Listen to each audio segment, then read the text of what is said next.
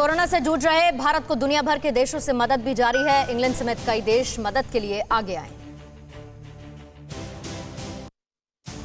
PM Narendra Modi और Boris Johnson की मंगलवार को अहम वर्चुअल बैठक होने वाली है, लेकिन उससे पहले इंग्लैंड ने बड़ी मदद भारत को दी है। कोरोना के खिलाफ जंग लड़ने के लिए ब्रिटेन ने 1000 वेंटिलेटर्स की एक और खेप भारत भेजने का फैसला लिया है। इससे पहले इंग्लैंड ने भारत को 200 वेंटिलेटर, 495 ऑक्सीजन कंटेनर्स और 3 ऑक्सीजन जनरेशन यूनिट भेजने का ऐलान कर चुका है। कल पीएम मोदी और इंग्लैंड के प्रधानमंत्री बोरिस जॉनसन वर्चुअल बैठक के जरिए आमने सामने होंगे और तब मीटिंग में कोरोना को हराने का संकल्प और रोड मैप पर जोर रहेगा। दूसरी ओर फ्रांस, ताइवान, उज्बेकिस्तान और बेल्जियम भी मदद के लिए आगे आए हैं। ऑक्सीजन प्लांट, दवाइयां और दूसरे मेडिकल सामानों को विशेष जहाजों के जरिए भारत को भेजा है। जर्मनी ने भी स्पेशल जहाज से 120 वेंटिलेटर और मेडिकल सामानों की बड़ी खेप दी है। अमेरिका, हांगकांग, जापान ने भी भारत को बड़ी मात्रा में मेडिकल उपकरण सौंपे हैं। भारत में अभी जिस तरह से कोरोना कहर बरपा रहा है, दुनिया के कई देश भारत के साथ वायरस के खिलाफ लड़ाई में खड़े हो गए हैं। विदेश सचिव हर्ष श्रृंगला के मुताबिक भारत को अब तक कुल 40 देशों ने मदद का हाथ बढ़ाया है। भारत हर ओर से मदद लेगा और कोरोना संकट की चुनौती से निपटेगा। कोरोना संकट के बीच मोदी सरकार ने जीएसटी करदाताओं को बड़ी राहत दी है। जीएसटी फाइल करने की जो समय सीमा है उसे 15 दिन के लिए बढ़ा दिया गया।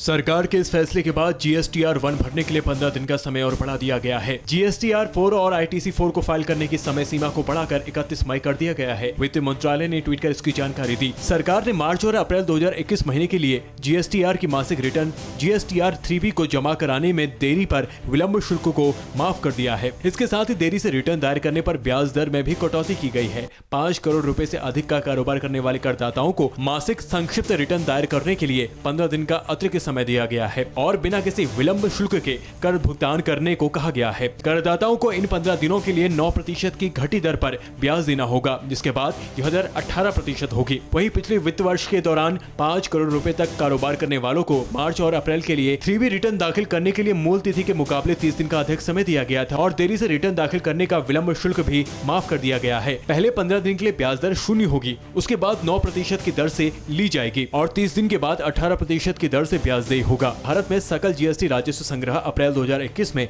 1,41,000 करोड़ रुपए से अधिक पर पहुंच गया है। मद्रास हाईकोर्ट की टिप्पणी पर चुनाव आयोग ने सुप्रीम कोर्ट का दरवाजा खटखटाया है, जिस पर आज अहम सुनवाई होने वाली है।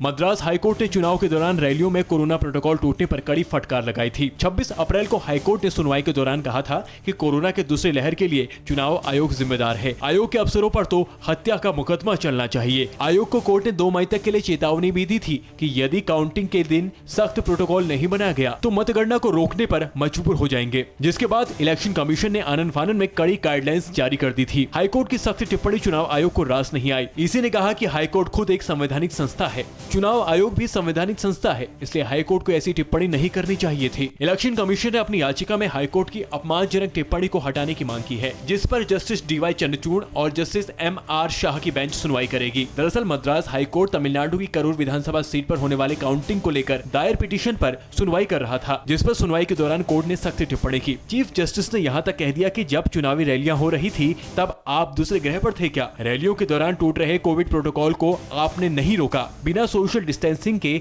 चुनावी रैलियां होती रही, जिसके लिए आयोग ही जिम्मेदार है। कोरोना काल में पत्रकार भी योद्धा की तरह काम कर रहे हैं। दूसरे फ्रंटलाइन वॉरियर्स की तरह जान जोखिम में डालकर जिम्मेदारियों को निभा रहे हैं और इसी को देखते हुए बिहार और ओडिशा सरकार ने पत्रकारों के लिए बड़ा फैसला लिया। ये रिपोर्ट देखिए। कोरोना पीड़ित मरीजों की संख्या में लगातार इजाफा हो रहा है। कल शाम तक की अगर बात की जाए तो लगभग 3000 मामले सामने आए थे। बिहार सरकार ने कोरोना के खिलाफ लड़ाई में पत्रकारों को फ्रंटलाइन वर्कर्स माना है। सीएम नीतीश कुमार के नेतृत्व में हुई बैठक में सरकार ने पत्रकारों को टीकाकरण कराने का फैसला लिया है। बिहार सरकार ने कहा कि इस महामारी के दौर में पत्रकार अपनी भूमिका से लोगों को जागरूक कर रहे हैं। ऐसे में इन्हें फ्रंटलाइन वर्कर्स मानकर प्राथमिकता के आधार पर वैक्सीनेशन कराने का निर्देश दिया गया है। ऐसे में उड़ीसा के बाद बिहार ऐसा दूसरा राज्य है जिससे पत्रकारों को फ्रंटलाइन फ्रंटलाइन वर्कर्स माना है। इससे पहले उड़ीसा के मुख्यमंत्री नवीन पटनायक ने राज्य के पत्रकारों को कोविड योद्धा घोषित किया है, जिसमें राज्य के करीब 7,000 श्रमजीवी पत्रकारों को 2 लाख का स्वास्थ्य बीमा दिया गया है। इसके अलावा कोविड-19 ड्यूटी के दौरान जान गंवाने वाले पत्रकारों के परिवार को 15 लाख का मुआवजा देने का भी ऐलान किया गया है। कोरोना महामारी के दौरान पत्रकार दिन रात फील्ड में रहकर रिपोर्टिंग कर रहे हैं। ऐसे में रिपोर्टरों को कोरोना संक्रमण का खतरा हमेशा बना रहता है। यही वजह है कि दिल्ली समेत कई राज्यों में पत्रकारों को फ्रंटलाइन वर्कर्स घोषित करने की मांग की गई है और प्राथमिकता के आधार पर वैक्सीनेशन की मांग लगातार उठ रही है। फिक्र आपकी, सोमवार से शुक्रवार रात 9 बजे सिर्फ TV9 भारतवर्ष पर।